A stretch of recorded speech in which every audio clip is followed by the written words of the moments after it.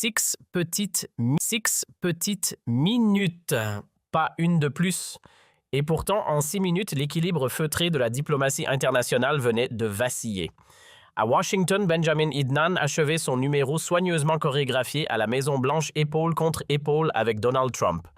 Sourire impeccable, mots grandioses, promesses de paix, envolées sur la civilisation, tout y était, comme dans une pièce déjà répétée 100 fois.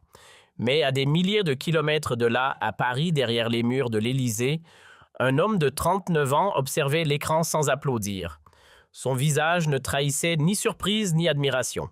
Seulement cette expression froide de quelqu'un qui a compris avant les autres. Sébastien Lecornu savait, là où les caméras voyaient une annonce historique, lui venait d'entendre le détail qui fissurait tout le décor. Un mot, un seul, glissé dans la déclaration de Nédaille. Et ce mot presque invisible pour le public allait ouvrir la boîte noire de toute l'affaire. Car 3 jours auparavant, un long d'hiterne et pluvieux sur Paris, un pli fermé avait été déposé sur le bureau de Lecornu. Le sceau était clair, défense confidentielle. L'origine aussi les services militaires français. Lorsqu'il brisa l'enveloppe et parcourut les premières lignes, son corps se raidit aussitôt. Ce qu'il venait de lire n'était pas une simple note diplomatique, c'était un avertissement. Le rapport parlait de ce qui se préparait à Washington. Selon des sources au sein du Mossad et de l'administration américaine, Meadows avait l'intention d'accepter publiquement le plan de paix de Trump, tout en maintenant des clauses de sortie qui lui permettraient de reprendre les opérations militaires à tout moment. Le piège était parfait. Trump obtiendrait de sa victoire médiatique, Meadows, lui, le soutien américain pour continuer la guerre, et le monde croirait qu'Israël cherchait sincèrement la paix. Lecornu connaissait Nédaille depuis ces années comme ministre de la Défense. Il avait négocié avec lui, partagé des dîners diplomatiques à Tel Aviv et Paris.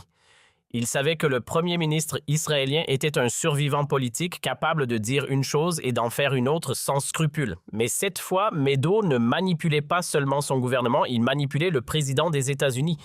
Et si Trump tombait dans le piège, c'est toute l'Alliance atlantique qui en subirait les conséquences. Lecornu appela immédiatement le ministre des Affaires étrangères, Jean-Noël Barrot. Les deux hommes passèrent 3 heures à éplucher le plan de paix américain qui avait fuité sur le papier. Tout semblait révolutionnaire, fin immédiate de la guerre, libération des otages, aide humanitaire massive, démilitarisation du Hamas, gouvernement technocratique temporaire à Gaza. Mais Lecornu voyait les failles partout. Le plan disait qu'Israël se retirerait vers la ligne convenue. Mais quelle ligne qui décide aucune précision? Le Hamas devait se démettre de ses armes, mais qui vérifie comment le plan ne le disait pas. C'était exactement le type de document qui permettrait à Nédaille de dire oui publiquement tout en gardant tous les moyens de dire non. Le lendemain, Lecornu convoqua une réunion ultra confidentielle du Conseil de défense.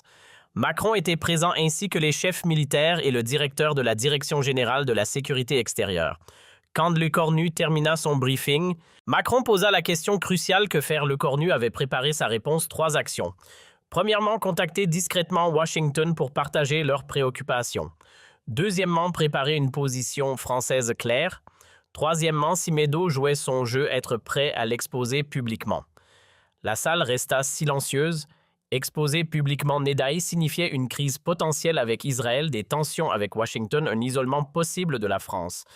Mais Macron hocha lentement la tête et dit « Fais-le. Mais sois prudent. Meadows est redoutable. » Un appel confidentiel fut organisé avec le conseiller à la sécurité nationale américain. Lecornu exposa poliment mais fermement les préoccupations françaises. La réponse fut évasive. « Nous avons confiance en lui. Trump a une relation personnelle forte. » Lecornu comprit immédiatement. Washington ne voulait pas entendre. Trump voulait de sa victoire et Meadows la lui offrait. Si l'Amérique n'écoutait pas en privé, peut-être écouterait-elle en public. Lecornu demanda à son équipe de préparer un discours pour une conférence de presse le jour même de l'annonce Trump-Nédaille. Un discours qui poserait les questions que personne n'osait formuler. Le 29 septembre 2025, Meadows arriva à la Maison-Blanche. Les caméras du monde entier étaient braquées sur lui. Trump l'accueillit chaleureusement. « Bibi, mon ami, nous allons faire l'histoire aujourd'hui. » À Paris, il était 20h30. Lecornu regardait la scène depuis Matignon. Son équipe avait installé plusieurs écrans CN NBBC Al Jazeera. Tous montraient les mêmes images. Trump commença à parler pendant une demi-heure. C'est potentiellement l'un des plus grands jours de la civilisation, déclara-t-il. Nous sommes au-delà de très proches. Il détailla les 20 points fins de la guerre, libération des otages, aide humanitaire, démilitarisation du Hamas. Tout semblait parfait, trop parfait. Louis Cornu prenait des notes, repérant chaque formulation vague, chaque promesse sans garantie. Puis vint le moment crucial. Nedaï s'avança vers le micro et dit « Je soutiens votre plan pour mettre fin à la guerre à Gaza. Il ramènera tous nos otages, démantèlera le Hamas, garantira qu'il ne menace plus jamais Israël. » La salle applaudit. Trump sourit largement. Les journalistes tweetèrent « Percée historique, Meadows accepte le plan de paix. » Mais le Cornu ne souriait pas. Il avait entendu quelque chose. Trump continua « Si le Hamas rejette l'accord, vous aurez notre soutien total pour faire ce que vous avez à faire. » Cela peut se faire de la manière facile ou difficile, ajouta Nedaï. Mais cela sera fait. Le Cornu appuya sur pause et réécouta. « Vous avez entendu ?» demanda-t-il à son équipe. « Il ne dit pas quand nous atteindrons la paix. Il dit si le Hamas rejette. Il a déjà prévu qu'ils vont rejeter. » Son conseiller Pierre Lévy hocha la tête. « Exactement comme notre rapport. Meadows veut que le Hamas rejette le plan. Comme ça, il dira « j'ai essayé ». Ils ont refusé. Et Trump lui donnera son soutien total pour continuer la guerre. Il était 21 heures, juste assez de temps pour que les médias diffusent l'accord, mais pas assez pour que la nouvelle soit ancienne. Le Cornu descendit à la salle de presse où une vingtaine de journalistes attendaient. Il s'attendait à ce qu'il félicite simplement Trump et Nedaï. Personne n'était préparé à ce qui allait suivre.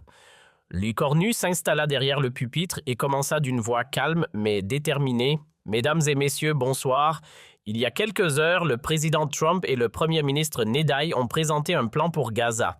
La France reconnaît les efforts américains. » Puis il fit une pause et dit le mot qui change tout. Cependant, la France a des questions sérieuses sur la sincérité de certains acteurs dans ce processus. Les journalistes se redressèrent. Le Cornu venait de franchir une ligne diplomatique. « J'ai lu attentivement le plan, » continua-t-il. « Il contient des éléments positifs, mais aussi de nombreuses ambiguïtés qui pourraient permettre à des partis de mauvaise foi de paraître engagés pour la paix tout en maintenant leur capacité à poursuivre la guerre. » Il sortit une feuille et devint très précis. Le plan dit qu'Israël se retirera vers la ligne convenue. Quelle ligne qu'il a définie? Le plan ne le dit pas. Le Hamas doit se démettre de ses armes qui vérifient comment le plan ne le dit pas. Un conseil de paix dirigé par Trump, quel mandat, quel pouvoir, le plan ne le dit pas. Puis le Cornu regarda la caméra et posa la question qui allait faire le tour du monde. La France a une question simple pour le premier ministre Nedaï. Pourquoi avez-vous dit « je soutiens votre plan » plutôt que « j'accepte votre plan » ? Pourquoi avez-vous dit « si le Hamas rejette » plutôt que « quand nous atteindrons la paix » ? Ces mots ne sont pas des accidents. Ces mots révèlent des intentions. Le silence dans la salle était total. Un ministre français venait de remettre publiquement en question la sincérité de Nedaï devant le monde entier. « La France croit en la paix véritable, pas en la paix théâtrale », continua le Cornu. « Une paix véritable nécessite 3 choses, des engagements clairs, des mécanismes de vérification robustes et une volonté sincère de toutes les parties. Le plan Trump-Nedaï contient le premier élément partiellement. Il ne contient pas le second et nous avons de sérieux doutes sur le troisième. » Un journaliste de Reuters leva la main. « Êtes-vous en train d'accuser Israël de mauvaise foi ?» Le Cornu répondit calmement. « Je ne fais aucune accusation. Je pose des questions que tout le monde devrait poser. Pourquoi accepter un plan avec tant d'ambiguïté? Pourquoi un leader qui cherche vraiment la paix laisserait-il autant de portes de sortie? Le dirigeant peut facilement le prouver. Il peut accepter des mécanismes de vérification internationaux indépendants. Il peut accepter que l'ONU supervise l'application. Il peut accepter un calendrier clair avec des conséquences en cas de non-respect. S'il accepte, je m'excuserai personnellement et publiquement. Mais s'il refuse, il laissa la phrase en suspens. Un autre journaliste demanda « N'avez-vous pas peur d'isoler la France, les États-Unis et Israël pourraient voir cela comme une trahison ?» Le Cornu sourit tristement. « Vous savez ce qui isole vraiment un pays, ce n'est pas dire la vérité, c'est rester silencieux quand la vérité doit être dite. La France a été silencieuse trop souvent sur le Rwanda, sur la Bosnie. Je préfère que la France soit isolée mais honnête plutôt que populaire mais complice. Il continua.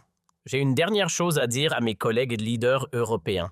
Nous avons tous vu ce film, des accords magnifiques, des poignées de main, des promesses de paix. Puis quelques semaines plus tard, la violence reprend et tout le monde fait semblant d'être surpris. Nous ne pouvons pas continuer ce cycle. Alors oui, je pose des questions inconfortables. Oui, je remets en question ce que d'autres acceptent sans réfléchir parce que la vraie paix mérite mieux que des applaudissements automatiques. La dernière question vint d'un journaliste israélien. Netanyahou a servi pendant des décennies. Vous êtes en fonction depuis 20 jours. N'est-ce pas téméraire de remettre en question son jugement? Le cornu ne perdit pas son calme. L'expérience est importante, mais l'expérience n'est pas synonyme de sagesse. Quelqu'un peut avoir 30 ans d'expérience dans la guerre et 0 jour d'expérience dans la construction de la paix. Netanyahou est un survivant politique brillant, mais survivre en politique n'est pas la même chose que diriger vers la paix. Quant à mon âge, vous avez raison. Je suis jeune et nouveau, mais peut-être que c'est exactement ce dont ce conflit a besoin. Quelqu'un qui n'est pas fatigué par des décennies de cynisme. Le cornu quitta la salle en coulisses. Son équipe l'attendait, les téléphones explosaient. Reuters, Agence France-Presse, tout le monde voulait une réaction. Le ministère israélien vient de publier un communiqué disant que vos commentaires sont profondément décevants. Le cornu hocha la tête, il s'y attendait. Son téléphone sonna. Numéro privé. Préfixe américain. C'était Donald Trump. « Sébastien, qu'est-ce que tu viens de faire? » La voix de Trump était forte mais contrariée. « J'ai dit la vérité telle que la France la voit, » répondit le cornu calmement. « N'est-ce pas ce que font les Alliés? » « Les Alliés se soutiennent mutuellement, » répliqua Trump. « Nous venons d'annoncer un plan historique et toi, tu le remets en question 1 heure plus tard. » Cela ressemble à quelqu'un qui se soucie de vous pour vous dire la vérité plutôt que de vous laisser être piégé, dit le cornu fermement. Il y eut un silence. Piégé. Tu penses que Netanyahou me piège? Monsieur le Président, avec tout le respect que je vous dois, oui. Je pense qu'il vous utilise pour obtenir une couverture diplomatique pour continuer la guerre. Trump sembla réfléchir. Explique-moi. Les cornus prit une profonde inspiration. Monsieur le Président pensait à la manière dont cela s'est passé. Netanyahou arrive, dit « Toutes les bonnes choses acceptent votre plan. Les médias vous applaudissent. Magnifique. Mais regardez les mots qu'il a utilisés. Je soutiens votre plan. Pas j'accepte pas, je m'engage. Des formules vagues non contraignantes.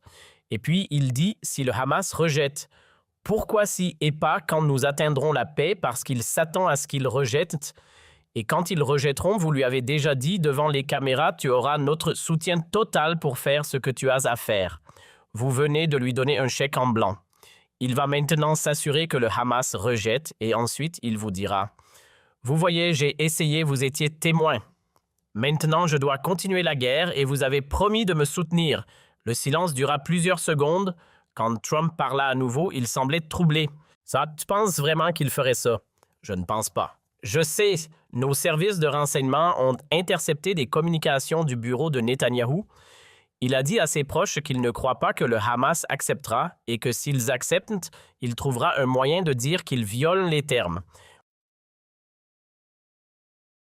Trump resta silencieux. « Si t'as raison, je vais avoir l'air d'un idiot. » « Non, Monsieur le Président. Si j'ai raison et que vous agissez maintenant, vous aurez l'air d'un leader qui ne se laisse pas manipuler.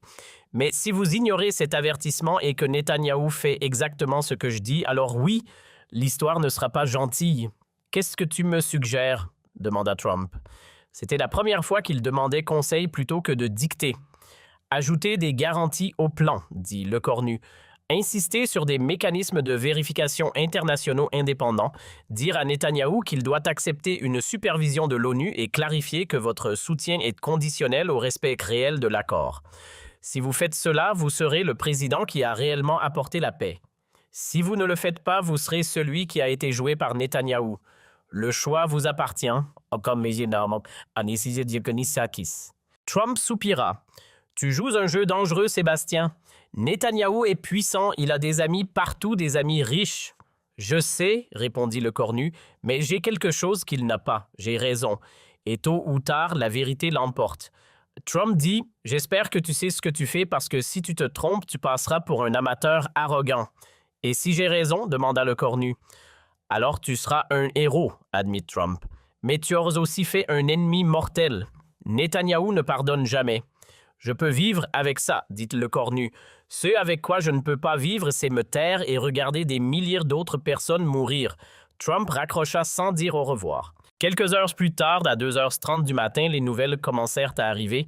CNN rapportait que Trump avait convoqué une réunion d'urgence avec son équipe. Puis à 4h15, l'impossible se produisit. La Maison-Blanche publia une déclaration clarificatrice disant que Trump s'attendait à ce que toutes les parties, y compris Israël, respectent pleinement les termes de l'accord et que le soutien américain soit conditionnel à la mise en œuvre réelle et vérifiable. Ce n'était pas exactement ce que Lecornu avait demandé, mais c'était un pas dans la bonne direction. Un signal que Trump avait entendu l'avertissement.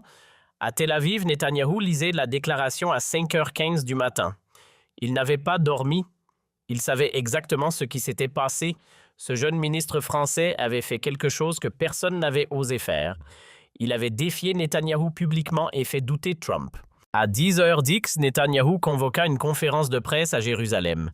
Son visage était grave. « Je viens d'apprendre que le premier ministre français a choisi de remettre en question la sincérité d'Israël dans notre quête de paix. Je trouve cela profondément troublant. La France prétend être un ami, mais choisit ce moment pour semer le doute. » Un journaliste français l'interrompit. « Le Premier ministre Lecornu n'a pas mis en doute votre droit à la sécurité. Il a posé des questions spécifiques sur les ambiguïtés du plan. Pouvez-vous y répondre ?» Netanyahou eut un regard d'agacement. « Je ne prends pas de leçon de paix d'un homme qui est au pouvoir depuis 20 jours. Savez-vous combien de crises j'ai gérées en 30 ans ?» Le Premier ministre Lecornu parle de mécanismes de vérification. Laissez-moi lui rappeler, nous avons essayé cela. Nous avons eu l'ONU à notre frontière et ils ont regardé le Hezbollah se réarmer, le Hamas construire des tunnels. Ils n'ont rien fait. Un autre journaliste demanda « Accepteriez-vous une supervision internationale vraiment indépendante ?» Netanyahou secoua la tête. « La seule garantie de la sécurité d'Israël, c'est Israël. Nous ne confierons jamais notre survie à des bureaucrates de l'ONU qui votent contre nous à chaque occasion. » C'était exactement la réponse que Lecornu avait prédite et les journalistes commençaient à le remarquer. Sur Twitter, les analystes se pointaient de la contradiction. Netanyahou dit qu'il veut la paix, mais refuse toute garantie qui pourrait assurer cette paix. À Paris, Lecornu regardait la conférence en direct. « Sans supervision, les lignes bougent, » murmura-t-il. Il se piège lui-même. Son conseiller hocha la tête. « Oui, mais regardez comment il le fait. » Il ne dit pas non catégoriquement. Il dit « Nous avons essayé et ça n'a pas marché. » C'est plus subtil. Ça donne l'impression qu'il est raisonnable. Les 48 heures suivantes furent cruciales. Les médiateurs du Qatar et de l'Égypte rencontrèrent le Hamas à Doha pour discuter du plan. Le monde retenait son souffle. Le cornu savait déjà ce qui allait se passer. Le 1er octobre à 16h, l'annonce tomba. Le Hamas rejetait le plan. Il citait plusieurs raisons. Le plan ne garantissait pas la fin de l'occupation, ne reconnaissait pas clairement le droit à un État palestinien, n'incluait pas de mécanisme pour empêcher Israël de reprendre les opérations militaires. C'était exactement ce que Lecornu avait prévu. À 18h, Lecornu donna une courte déclaration depuis Matignon. Cette fois, pas de colère, pas de satisfaction, juste une tristesse profonde. Le Hamas a rejeté le plan. Je souhaite que j'ai eu tort. Je souhaite sincèrement avoir été trop sceptique, mais malheureusement, les événements ont confirmé mes pires craintes. Il y a 2 jours, j'ai posé des questions spécifiques. Ces questions sont restées sans réponse et maintenant le Hamas rejette pour exactement les raisons que j'ai soulevées. Certains diront que le Hamas rejette parce qu'ils ne veulent pas la paix. Peut-être, probablement. Mais si nous voulions vraiment leur retirer cette excuse, nous aurions dû présenter un plan sans faille, si clair et si juste qu'aucune partie ne pourrait le rejeter sans se révéler comme l'obstacle à la paix. Et maintenant, qu'est-ce qui va se passer? Netanyahou va dire « Vous voyez, j'ai essayé, le Hamas a refusé, maintenant je dois continuer la guerre. » Et Trump se sentira obligé de tenir sa promesse de soutien total. C'est exactement le scénario que j'ai décrit il y a 2 jours. La France va continuer à insister sur une véritable paix. Nous allons proposer notre propre cadre de garantie internationale et nous allons Continuer à dire la vérité même quand elle est inconfortable parce que c'est ça le véritable leadership. Dans les semaines suivantes, l'analyse de l'écornu fut largement validée. Netanyahou annonça que puisque le Hamas avait rejeté le plan Israël, n'avait pas d'autre choix que de continuer les opérations. Mais cette fois, la réaction internationale fut différente. L'Union européenne, encouragée par la position française, adopta une résolution appelant à des garanties internationales contraignantes. Plusieurs pays européens commencèrent à parler de reconnaissance d'un État palestinien. Même aux États-Unis, des membres du Congrès commencèrent à poser des questions sur le soutien inconditionnel à Israël. Trump devint plus prudent dans ses déclarations. Il ne retira pas son soutien, mais cessa de donner des chèques en blanc. Pour l'écornu, les conséquences furent mitigées. Sa stature internationale grandit énormément. Il fut invité dans des forums consultés par des leaders européens. Le New York Times le salua comme une nouvelle voie de raison en Europe. Mais en France, sa situation restait précaire. Les socialistes maintenaient leurs menaces. Le Pen exigeait des ruptures. Les syndicats avaient fait grève. Lors d'une interview, un journaliste demanda « Vous avez gagné en stature internationale, mais votre gouvernement est au bord de la chute. Était-ce le bon moment pour cette confrontation ?» L'écornu réfléchit avant de répondre. Vous savez, on me pose cette question différemment. Certains disent « Tu aurais dû te concentrer sur tes problèmes internes. » Mais je vais vous dire quelque chose. Il n'y a jamais de bon moment pour dire la vérité. Si j'avais attendu que ma situation soit stable, j'aurais attendu trop longtemps. Le leadership, ce n'est pas attendre le moment parfait, c'est faire ce qui est juste au moment nécessaire, quelles que soient les conséquences personnelles. Et oui, peut-être que cela me coûtera mon poste. Peut-être que dans 2 semaines, je ne serai plus Premier ministre. Mais au moins, quand je partirai en sachant que j'ai dit la vérité quand elle devait être dite. L'interview fut visionnée des millions de fois. Quelque chose d'étrange se produisit. Les sondages de l'écornu qui étaient en chute commencèrent à remonter. Les Français, même ceux qui n'étaient pas d'accord avec toutes ces politiques, commençaient à voir quelque chose qu'ils n'avaient pas vu depuis longtemps. Quelqu'un qui disait ce qu'il pensait, qui tenait ses positions sous pression. Le 3 janvier 2026, 4 mois après la conférence historique, quelque chose d'extraordinaire se produisit. L'Arabie saoudite annonça qu'elle soutenait la proposition française de garantie internationale et était prête à contribuer financièrement. C'était un tremblement de terre géopolitique. MBS s'alignait sur la France, pas sur les États-Unis. L'écornu reçut un appel. Son Altesse royale aimerait vous inviter à Riyad pour discuter d'une initiative conjointe. Quand pourriez-vous venir? L'écornu avait une semaine cruciale devant lui, mais il savait que cette opportunité ne se représenterait pas. Je peux être là dans 3 jours. Et le 6 janvier, l'écornu atterrit à Riyad. L'accueil fut extraordinaire. Le lendemain, il rencontra MBS. La réunion prévue pour 1 heure dura 5 heures. Les 2 hommes trouvèrent un terrain d'entente. Ils étaient tous deux des réformateurs prêts à prendre des risques, tous deux fatigués du statu quo. « Vous avez fait quelque chose que personne n'avait osé », dit MBS. « Vous avez dit ce que nous pensions tous. Maintenant, vous devez faire plus créer une alternative réelle. » Ce qui émergea fut l'initiative Riyad-Paris, une force internationale de 10 000 soldats pour Gaza, un calendrier clair en 5 phases des garanties de sécurité pour Israël, 50 milliards de dollars sur 10 ans pour reconstruire Gaza et surtout un mécanisme de vérification transparent avec des rapports mensuels publics. C'était tout ce que le plan Trump-Netanyahou n'était pas clair, contraignant, vérifiable. Le 15 janvier, l'écornu présenta l'initiative à Bruxelles. La réaction fut divisée, mais quelque chose d'intéressant se produisit. La société civile européenne se rallia massivement. Des manifestations de soutien dans 12 capitales, une pétition avec 2 300 000 signatures. Le hashtag Riyad-Paris devint viral. Le 20 janvier, l'écornu fit quelque chose d'inhabituel. Il enregistra une vidéo de 10 minutes expliquant l'initiative en termes simples et la publia directement sur YouTube. Mes chers concitoyens, je veux vous parler. Il y a 4 mois, j'ai dit que le plan de Trump n'était pas assez solide. Beaucoup m'ont critiqué, mais j'avais raison. Maintenant, avec l'Arabie saoudite, nous avons créé quelque chose de nouveau. Pas un plan vague, mais un cadre concret avec des garanties réelles. Je ne sais pas si cela réussira, mais nous devons essayer. J'ai besoin que vous fassiez pression sur vos gouvernements parce que la paix vient de la volonté populaire. La vidéo fut visionnée 15 millions de fois. Pour la première fois, un plan de paix captivait l'imagination populaire. Le 1er février, le Conseil de sécurité de l'ONU devait voter sur l'initiative, c'était le test. La veille, le cornu reçut 3 appels cruciaux. Le premier de Donald Trump. « Tu sais que je ne peux pas soutenir publiquement ta proposition. Ça aurait l'air d'admettre que mon plan était insuffisant. » Le cornu répondit « Vous n'avez pas besoin de la soutenir. Il suffit de ne pas utiliser votre veto. Laissez la communauté internationale décider. » Long silence. Si je fais ça, il va me massacrer politiquement. Peut-être, admit le cornu, mais l'histoire vous jugera sur les résultats. Voulez-vous être le président qui a bloqué une chance de paix parce que vous aviez peur de Netanyahou? Autre silence. Puis Trump dit « Tu sais quoi, gamin, tu as du courage. D'accord, je ne vais pas utiliser mon veto. Les États-Unis s'abstiendront. » C'était mieux que le cornu n'osait espérer. Le deuxième appel vint de Netanyahou. C'était leur première conversation directe. « Monsieur le Premier ministre, vous réalisez ce que vous faites? Vous imposez un plan à Israël sans notre consentement. » « Avec tout le respect, répondit le cornu, je ne vous impose rien. Je propose un cadre. Vous êtes libre de le rejeter.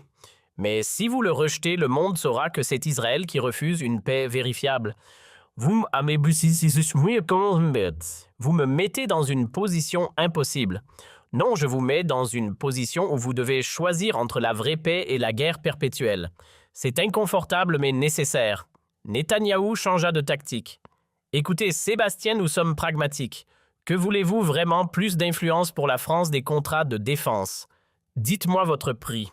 Le cornu sentit la colère monter, mais la contrôla. Monsieur le Premier ministre, je ne suis pas à vendre.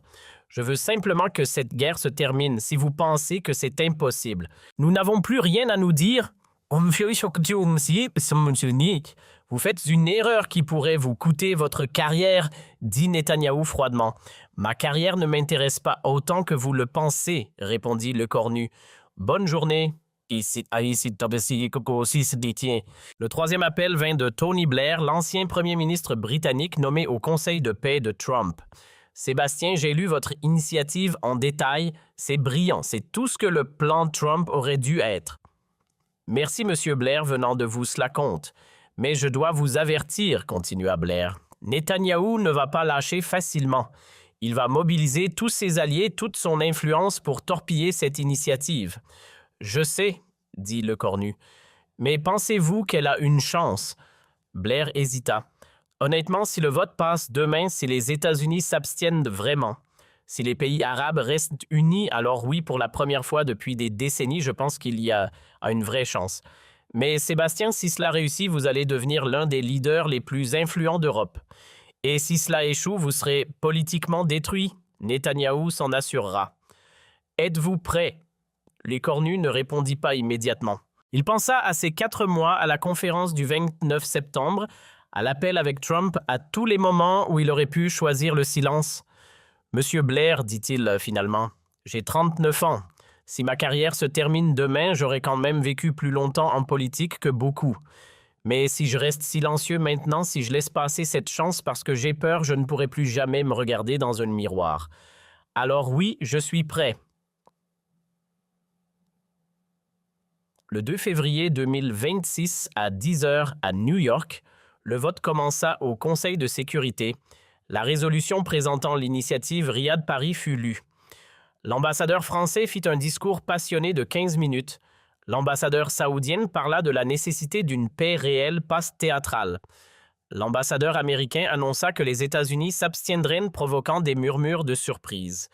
L'ambassadeur israélien tenta une dernière intervention, mais elle sembla faible. Le vote fut annoncé pour Russie-France-Royaume-Uni, Gabon-Équateur, Malte-Japon, Mozambique, Suisse, Algérie, Slovénie, Corée du Sud, Guyana, États-Unis, abstention. 14-0 contre 1 abstention. La résolution passait. Dans la salle de contrôle de Matignon où Lecornu et son équipe regardaient la retransmission, un silence stupéfait régna. Puis l'équipe explosa en applaudissements. Lecornu resta assis, essayant de comprendre.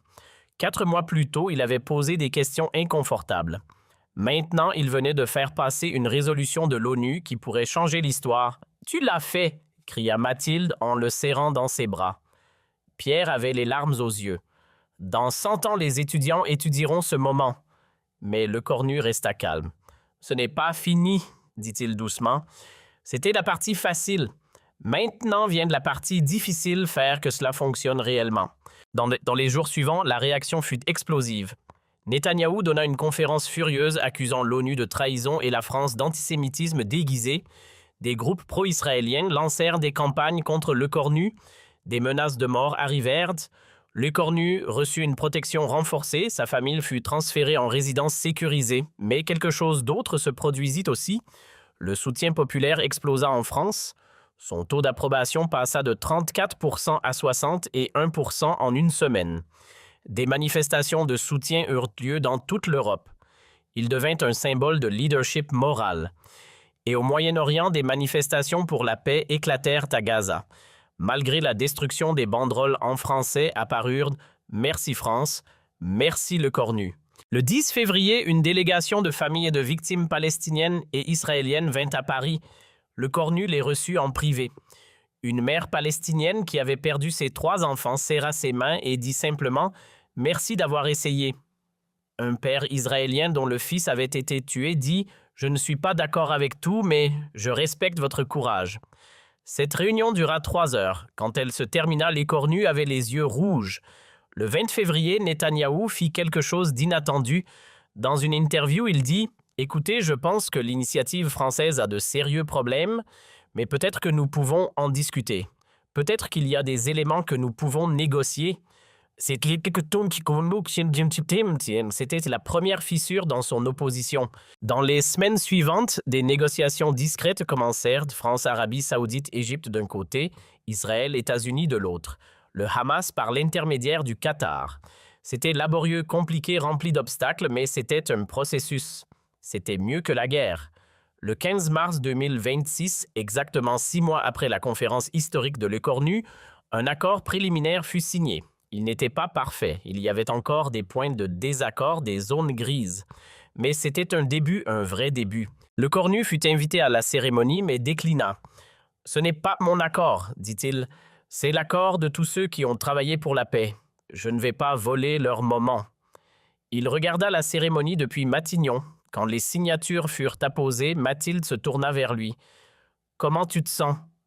Le Cornu resta silencieux longtemps. « Soulagé, dit-il finalement. Pas fier, pas triomphant, juste soulagé que peut-être moins de gens vont mourir. » Cette nuit-là, seul dans son appartement, Le Cornu relut la lettre de Fatima, la femme de Gaza, qui avait perdu sa famille. Il se demandait si elle était toujours en vie, si elle savait ce qui s'était passé. Il ne le saurait probablement jamais. Mais il savait une chose, il avait fait ce qu'il pensait être juste. Il avait dit la vérité quand le mensonge aurait été plus facile. Il avait tenu ses principes quand le compromis aurait été plus confortable. Il avait risqué sa carrière quand le silence aurait été plus sûr.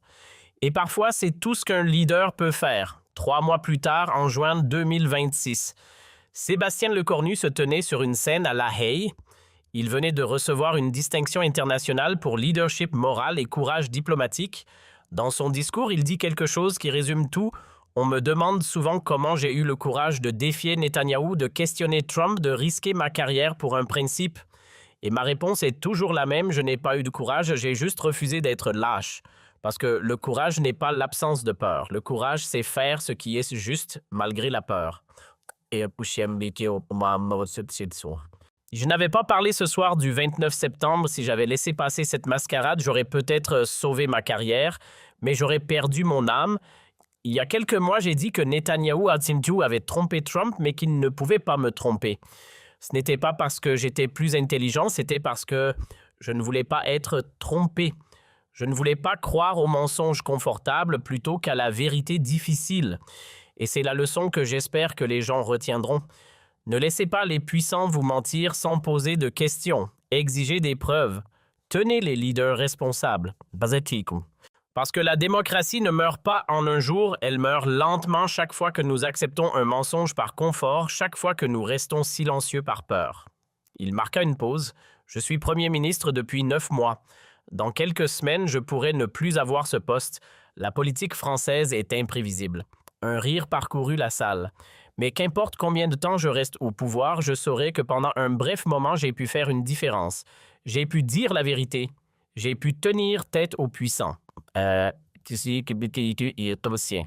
Si un jeune homme ou une jeune femme quelque part regarde ce qui s'est passé et se dit « moi aussi je peux avoir ce courage », alors tout cela en aura valu la peine. Parce qu'à la fin, nous ne serons pas jugés sur combien de temps nous avons été au pouvoir. Nous serons jugés sur ce que nous avons fait avec ce pouvoir. Et j'espère, je prie, que quand mon heure viendra, je pourrai dire « j'ai fait ce que je pensais être juste, quelles qu'en soient les conséquences ». L'audience se leva en ovation debout, mais l'écornu ne souriait pas de satisfaction. Il pensait à Fatima de Gaza, il pensait aux familles qu'il avait rencontrées, il pensait à tous ceux qui avaient souffert pendant que les politiciens jouaient leur jeu. Et il se fit une promesse silencieuse. Tant qu'il aurait une voix, tant qu'il aurait une plateforme, tant qu'il aurait une forme d'influence, il continuerait à dire la vérité. Parce qu'à la fin, Netanyahou avait trompé Trump, mais il n'avait pas pu tromper le cornu. Non pas parce que l'écornu était plus intelligent, mais parce qu'il avait choisi de voir la vérité même quand le mensonge aurait été plus confortable. Et dans un monde de mensonges politiques, de fausses promesses et de théâtre diplomatique, ce simple choix de voir et de dire la vérité était devenu révolutionnaire. C'était devenu, contre toute attente, le début d'un changement. Un changement fragile, incertain, menacé, mais un changement quand même. Et parfois, c'est tout ce qu'on peut espérer. Parfois, un moment de vérité peut changer le cours de l'histoire. Ce soir du 29 septembre 2025, quand un jeune premier ministre français avait osé poser les questions que personne d'autre ne posait, avait été l'un de ces moments. L'histoire se souviendrait que ce jour-là, quelqu'un avait refusé d'être trompé, et ce refus avait changé.